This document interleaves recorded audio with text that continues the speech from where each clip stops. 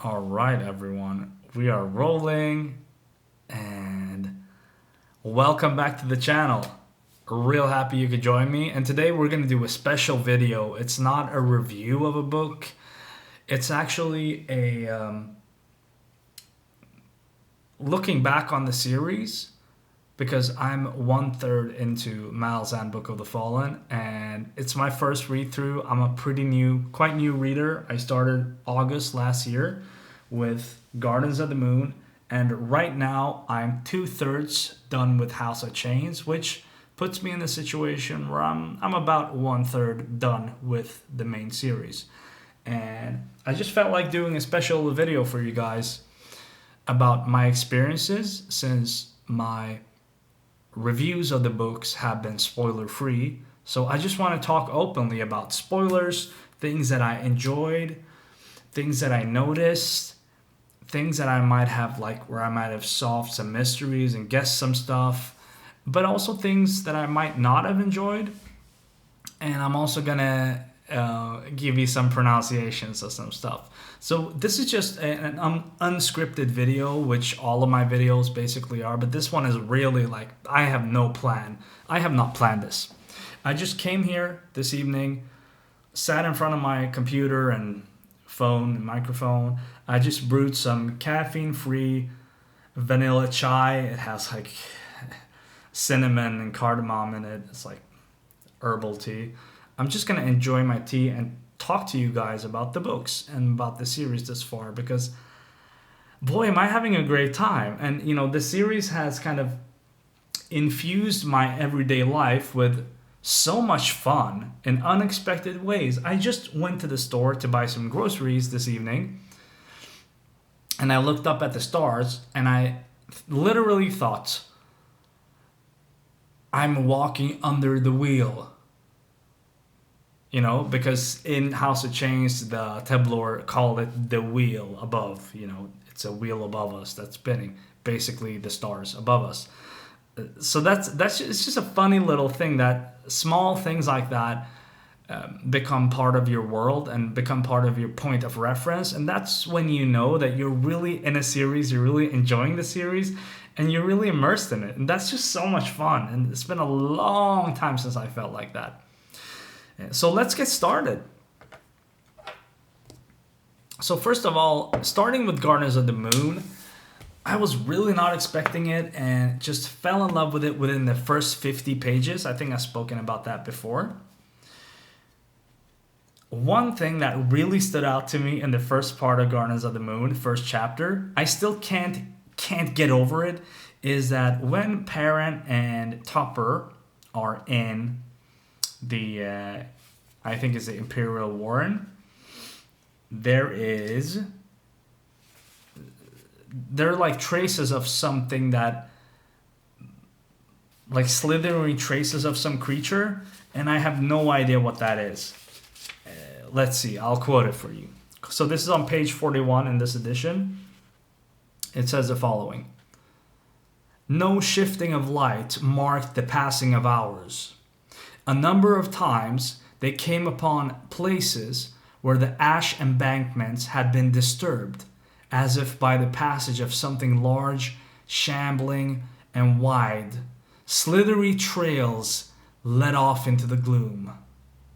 In one such place, they found a dark encrusted stain and a scatter of chain links like coins in the dust.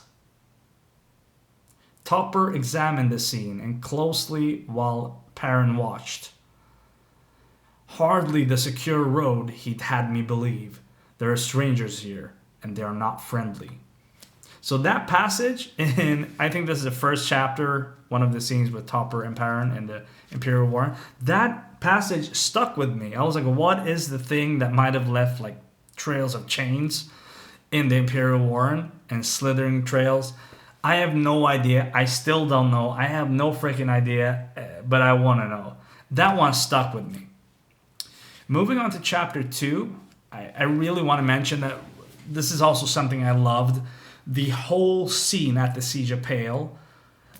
I adore that scene because the Siege of Pale is something that lives on for the second book, the third book, there are reveals about the Siege of Pale that you don't really. I didn't. I was kind of not understanding everything at the Siege of Pale, and I was so impressed by how your perspective is changed. But the author is not trying to rush it. He's not trying to like, oh, I'm setting up a mystery and now I'm solving it. No, there are some answers here in this book, and there are some answers in the third book that made me go like, wow. And it's not like it's a huge plot point. It's just like someone just says it, and you're like, what the hell? That's actually what happened, and that was so rewarding. I also love the fact that at the Siege of Pale, when Taishran orders the mages to, shoot their magic at Moonspawn, they don't give a damn about all the casualties, all the people under Moonspawn that are gonna die by the falling debris. And that, for me, that just illustrated how brutal war is, especially in this situation. It's so obvious. It was so vivid for me that Moonspawn is up there, and all of these parts of it are falling down, and people are being crushed. And it's just part of war. So besides all the stuff that happened, of course, with, in the war, I also, from another perspective, really enjoyed the Siege of Pale when Animander Rake is revealed from afar, because you see him from afar and he's super powerful. And it's like, for me, as a fantasy nerd and Final Fantasy nerd, gamer here, it kind of felt like a Sephiroth moment. Like, he's super duper powerful. He's basically like a god and kind of scary. And he's kind of scary throughout the book. Throughout most of the book, before you actually feel like, oh, he can also be a good guy. So a really good introduction to him there, and a really good introduction to all of the characters, actually. I like the entire scene of the Siege of Pale is just, looking back at it now, 4 books in, it's legendary. It's an epic, legendary scene that it's like a package that unravels itself during the course of the series. So really love that. So good. Like, man. I was thinking, like, I hope he does something good with this scene and that there are reveals, but he just, like, my expectations were surpassed with the Siege of Pale, and I have no idea if I'm going to get more information and more perspectives. Let's see if I missed anything before I talk about Animander Rake, because that's the next topic I want to talk about. Definitely Animander Rake. Is there anything else I want to talk about? No, I'm going to talk about Rake, because we're just going to shoot it, We're just going to be flexible here with doing whatever we want to do. Talk about whatever we want to talk about. And before I continue, please remember, if you're in for the ride for this video, smash that like button. Maybe give me a subscribe if you already think, if you don't have a subscription and you think, this guy might be fun to listen to. I will do my best not to disappoint you. So Animander Rake, definitely my favorite character in this series. I am a little bit shocked that Steven Erikson has said, like, oh, I didn't expect him to be a favorite. Are you kidding me? Like, he is made to be the coolest fucking thing ever in this book. This is his book, if you ask me. He's in the third book, but this is his book. Like, there is no cooler creature than Animander Rake in this book, period. He is the guy who shows up as like an epic enemy in the first scene he shows up in. And then when he meets Baruch, that is so cool. That was like a mix between Sephiroth and like a Witcher with his weird eyes, with his weird magical aura, and with the eyes changing colors. I love that detail. I've never come across that concept of a humanoid creature whose eye color changes with different moods. Really enjoyed that, and I was thinking, like, are these different colors indicative of different emotions or not? But maybe they are, maybe they're not, but I'm not going to spend my time thinking about this. Also love the whole thing with Crone, like Crone turning into a doggo. That's so much fun. So really enjoy that. All those scenes with Baruch are so good. So lovely stuff. And then you have the other Rake scenes where he, all the best scenes are with Rake in this book, if you ask me, where he shows up to save Perrin's ass and kills two dogs, or does he? And then when he shows up to kind of save Crocus's ass, he's just a badass. You know, as a reader, you create a bond with this character that basically saves your ass because you're from the POV character's perspective. So that's why I think a lot of people like Animander Rake. And I visibly remember this summer, August, when I was reading that scene from the fete, from the big party, where Rake is considering dueling someone. I was like, ah, like shouting in my balcony. It was a summer evening. People were walking by looking at me like, that was so good and exciting. I loved that scene and how it turned out too. Like, totally unexpected, fantastic, brilliant stuff. What more about Gardens of the Moon? Oh yeah, I have more coming, and I'm gonna give you a pronunciation here that you might hate. Are you ready? Kruppe. I know it's not the real formal pronunciation, but I say Kruppe because I just like it. He's weird, and Kruppe is kind of spelled like a weird Swedish word. I'm born and raised in Sweden, so I'm in Sweden. Kruppe sounds like a weird Swedish word, and I just want to call him Kruppe. That's what I'm going with. I hated him. I hated Kruppe. I fucking hated that part. Like the first parts of that second arc where you leave everything you came to love about this book and you start with that weirdo of a character. I hated him so much, and I actually like him now by Memories of Ice, but I hated him so much. I was like, this is a violation of all fantasy. What the hell is he doing? He's annoying. He's like a baby or a person who's like feeling sorry for himself and trying to comfort himself all the time. He's a disgusting character. I hate this character. And then I kind of grew to like him because, you know, there's more to him than you think. And later on in this book, he does something, and I actually figured him out before he did it, before you found out. And I really enjoyed that part. That's when he tricks Crocus, tries to trick the Crocus into taking the coin, but he steals something from him. I think he steals something else from him. I don't remember, but he does something fishy. Man, I totally forgot about that now. He does something fishy. Either he steals the coin or he does a maneuver to do something else. I think he tells Crocus to check something out or something. Something is stolen. He tricks him somehow. Whatever. Please let me know in the comments. I totally forgot. I have to check it out. But I also found out that he was the eel before it was revealed. But I think that was foreshadowed. On the topic of finding stuff out before you actually get it clearly, I was pretty quick to find out that Shadow Throne and Cotillion are Kellanved and Dancer. However, I don't know how common it is. I guess it's pretty common because there's a place where they're talking about Shadow Throne and Cotillion, and Tattersail says something in the lines of like, "Is it that obvious?"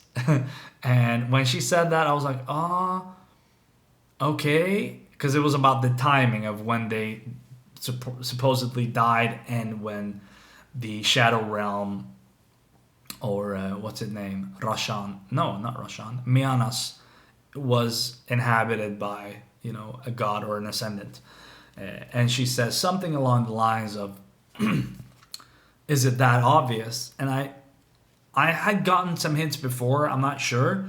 But then I came across the first poem in the book again, because I was just like, I like reading through the book. I like checking off characters in the character in the character list, and I check off. It looks like this. I check off stuff, like I make notes.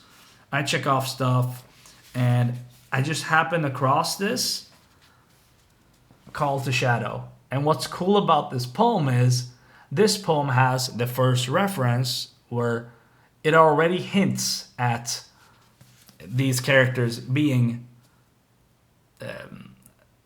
Cotillion and Shadowthrone, but it's really subtle because it says the Emperor is dead, so too his mastered companion, the rope cut clean.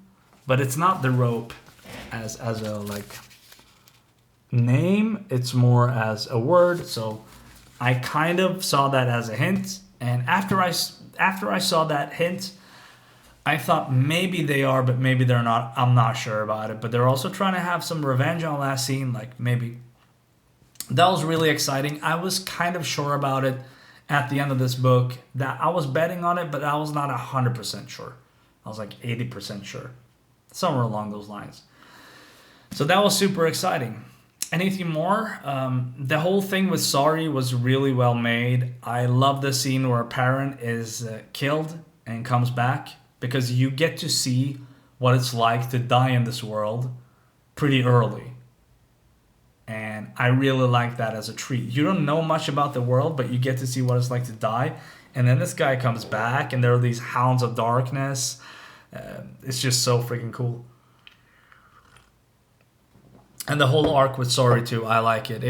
I didn't like the first scene with her, with Shadowthorn and Amanas, because you didn't understand much, but then she kind of grows on you and you understand that she's being used. And now in book 4, she's one of my favorite characters. So really enjoying that. Crocus and Moby. Moby's so cute. Bukharal. That's also my pronunciation. I call them Bukharal. Those flying monkeys. There are more to come in books 2 and 4. Love that whole thing. Love the whole Crocus arc too. With, it was relatable for me, because when you were a younger man, I was kind of nerdy as a younger man. The girls didn't like me, and I would have all these thoughts and dreams, just like he has with this noble woman. Like, this is a pretty girl, and she loves me, and I'm gonna fall in love with her, and wow. And she does not give a fuck about you, my man. Like, forget about this girl. She already has a guy. She doesn't give a fuck about you. She thinks you're a fucking loser and you're trying to be nice to her. Like, fuck off, bro. So I just love that. That was so endearing, and it kind of reminded me of what I was like as a really young guy, like 10 to 12 years old, maybe older. And what a fucking loser I was. But, it was a learning experience as well. And it is for Crocus. And, it's better to appreciate the girl and the woman that likes you and is there for you than some fucking made up pretty girl that you don't even know. So I really just enjoy how that was incorporated. That kind of story is incorporated into the same story as this. Also, red herring, I definitely thought that the Registan was going to blow up because of the blue fire, the energy coming from under us. I was sure it was going to blow up, and it never did. But I did love that, because I felt like there was a scene where there was like a mission to stop that bombs from going off and blowing up the whole city. And I was like, shit, this has been under my radar all the fucking time, and now it's gonna blow up, and I feel so bad that I didn't find it out earlier. And then it didn't. So that's just so stimulating as a reader. Like, what the fuck am I reading? This is just so... Some people that criticize Malazan say that people read it because they want to feel smart and better than other people. But I don't think so. I just think the author is so smart that you're in for a fucking ride when you're reading this. Especially if you think extra, because he's still going to be smarter than you, regardless of how smart you are. And that's what's so stimulating about it. Let's see. I'm just checking the glossary here to be a reminder of stuff. The first Erickson style reveal of the name or thing of something was chance, in my opinion. It was the first time where I was not sure. I checked the glossary. I always check the glossary when I read the books, because it's like it heightens the reading experience. And I was like, is the sword Chance also the sword that Perrin has? But he hasn't revealed it yet. And he kind of teases it, and then you get to know. And I love that. I just love the way that it's finally revealed. It's a part of enjoying the book. What more? To add to the scene of Pale, I also enjoyed how brutal it made the Moranth seem, because they just want to get revenge, and they're gonna kill just as many people as the people from Pale had killed from them, which is pretty fucking brutal. So, I've been going on for 20 minutes now. Maybe I'll turn this into a Guardians of the Moon look back, and I'll continue with the other ones on other evenings. But we'll see how it goes. You're gonna know, because the video is gonna be done once you get it. What more am I thinking about? Unos Tulan. Like, what the fuck is going on? I didn't know or understand a lot about the Thelanimas, obviously, because you don't know much about them in this book. So it was really strange for me, and something I also loved about the series as far as I was not certain how much certain elements are gonna, play, how big a role they're gonna play in the future of the series, and the Thelanimas really, really is a good example of that, because they're not really a huge part of this. There's a little bit Thelanimas in this, but then you read the other books and it's like, what the hell? It's a roller coaster, And I still don't know. Are they going to be a lot in the story or not? I have no idea. But they were definitely in Memories of Ice. So I really enjoyed that. How you have this whole epic like final battle against Raced with Perrin and Unos Tulan, and then Perrin, like, what powers does he actually have? That also brings us to something. Unfortunately, 21 minutes in, I have something bad to say. So I'm going to put down the book and tell you something bad, unfortunately. And I think there's only one thing that I think is bad this far about Guardians of the Moon. But mind you, it is probably still my favorite book in the series. And it is still my favorite book of all time. So I'm talking about my favorite book of all time right now. This is my love. This book is my highest rated book of all time. So one thing that I really didn't enjoy about this book that I thought was rushed, and if it could be changed, I would have enjoyed it more, was there are some moments, I can come up with two right now, where compassion and empathy and like it's just comes out of the blue from nowhere and is really terribly done. Really bad, like in a really bad way, where I felt forced. It felt forced upon me, and I felt like these characters are not even believable to me. I'm not believing this. This is bullshit. There are two examples. The first example is when Perrin, after Animedere cuts down these hounds, Perrin like feels sorry for them and has this whole thing, which leads to him touching the blood of the hound and becoming whatever, that whole thing that happens when he goes into the sword. Which afterwards I understand. He needed to go into the sword because it's like part of him becoming the master of the deck and getting these fucking hound powers and whatever. But his way of reasoning, his sudden empathy for these fucking hounds that have been trying to kill him, back at the fucking inn, he fucking stabbed the hound because the hound was like trying to kill him and Tattersail. Like, it made no sense for me. If I was Perrin at that point, I would be scared shitless of hounds. I would hate them. They would be my mortal enemy, and I would not give a fuck about them. So for me, it was really weird and unrealistic, and maybe if he thinks about it, 6 months afterwards, he would feel sorry for a hound. But not after the matter of fact that, Rake just cut 2 hounds down, and suddenly he's like, oh my god, I feel sorry about these hounds that almost fucking killed me. Are you shitting me, bro? So that it was just a short part of the book where he felt and empathized with them, but I think it was really poorly done, and it's an example of forced empathy and compassion in the series.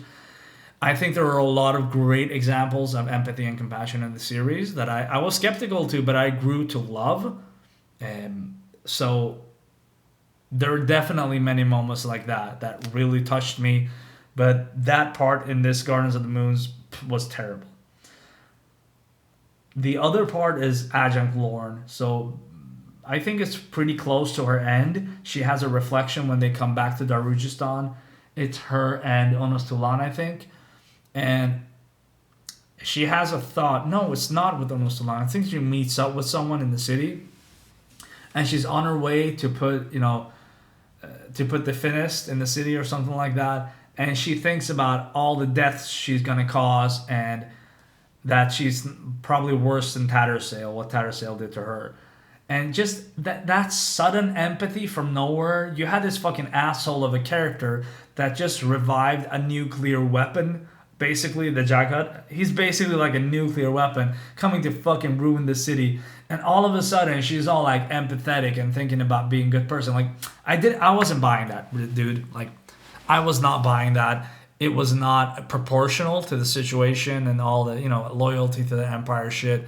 Like, I just wasn't feeling it. It was just so forced. Other than those things, those are the negatives. Other than those things, it's really hard for me to find any negatives that are not at least redeemed later on in the story. I hated Kruppe, but I grew to love him at the end of the book.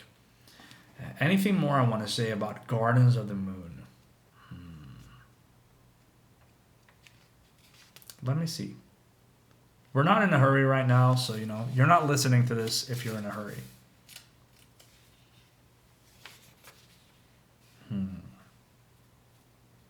No, I think we're fine. I'm wondering what kind of relationship Rake has to Silana.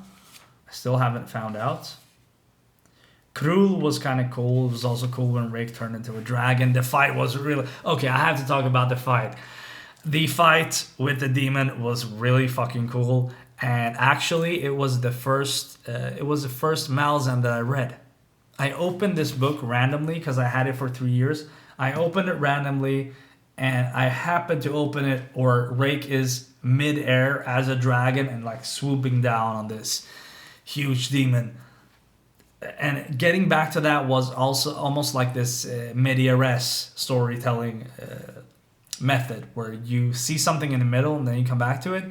And that's what I actually did when I read this. That was the first Malzahn I read, that scene. And I'm so grateful that just happened. It's just chance. No pun intended. Love the gods here. Love Upon. Just how all the dynamics are presented to you. And Hairlock is so creepy. And I like Hairlock. And I'm really sad that he was killed. But, I would have loved for him to come back. But also, he had to die. I'm also wondering something. This is something I'm still wondering. So at the Siege of Pale,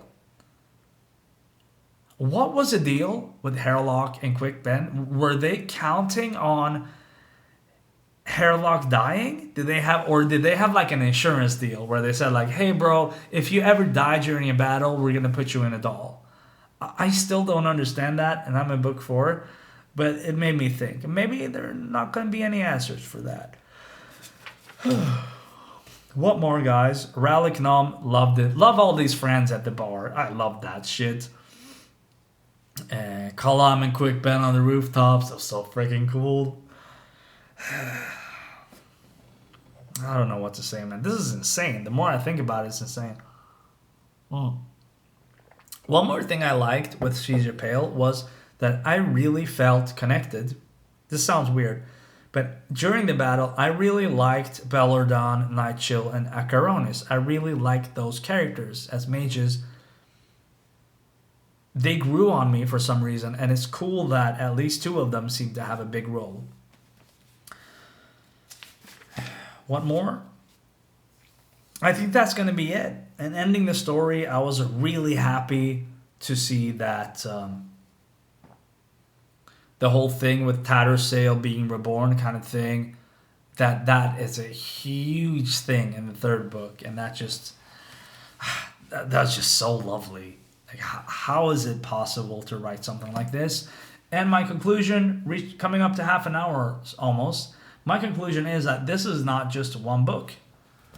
This is the 3rd of one book, and that's why it's called Malzahn Book of the Fallen, because the whole series feels like one book to me. And that's a conclusion that I've made lately. I've been reading this series for 8 or 9 months, and it's not a series, it's a one book. It's just, split into different sections. So yeah, loving this. And since we're already on half an hour, I'm probably gonna do a video each on these as a recap, as a recap, after I've come a third into the series, so I'm a third on my way to completing the series, 33% in, 66% to go. So just feeling really satisfied with this, and just, oh man, I'm just loving and enjoying this world so much. And there's so much to say, and there's so much more that I'll probably want to share. So I'll stop there and probably give you some more later. So let me know if you enjoyed this. Let me know if you agree or disagree with my pronunciations. You'll probably disagree with Kruppe. But other than that, do I have any final pronunciations to share with you? Let me see. Let me see.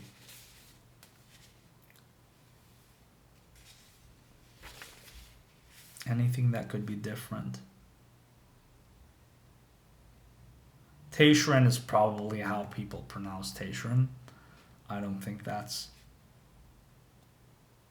controversial. Baruch, the alchemist, that's how I pronounce him. Fight me in the comment section if you don't agree. Animander Rake, of course.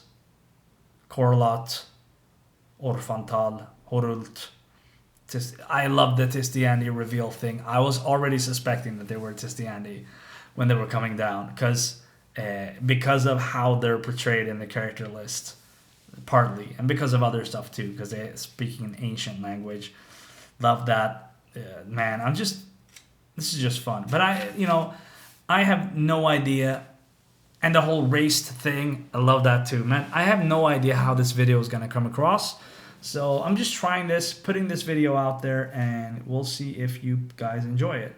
And if you enjoy it, I'll do more in this style and format. And if you have any feedback, let me know. This is just me hanging out and ranting, basically. Yeah. No more Caladan Brood, Calor. Nothing special with the pronunciations, I would say. Kurald Galain. No, Kurald Galain. Galain. Yeah, I think that's how I say it. Omtosfelak. Starvald. Demelein. Yeah.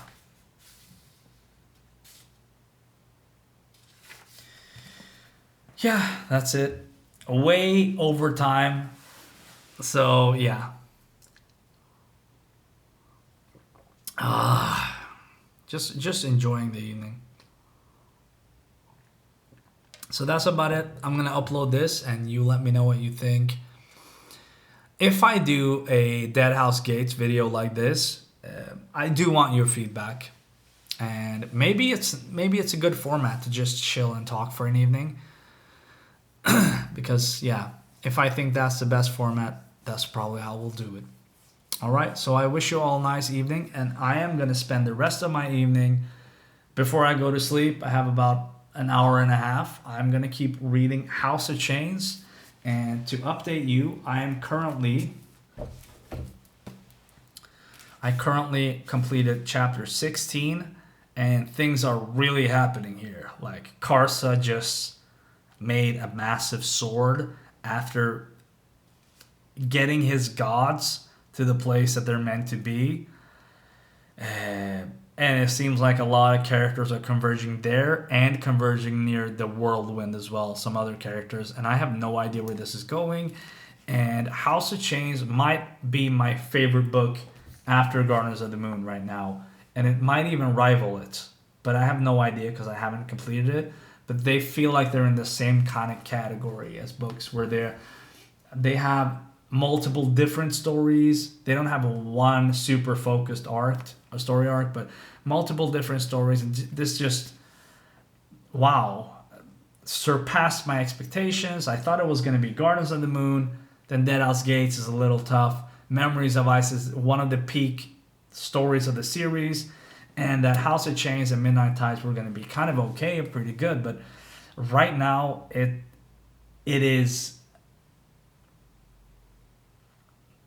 beating the other books except for Guardians of the Moon, and maybe it'll beat Guardians of the Moon as well. We have no idea. You just have to hang around and find out.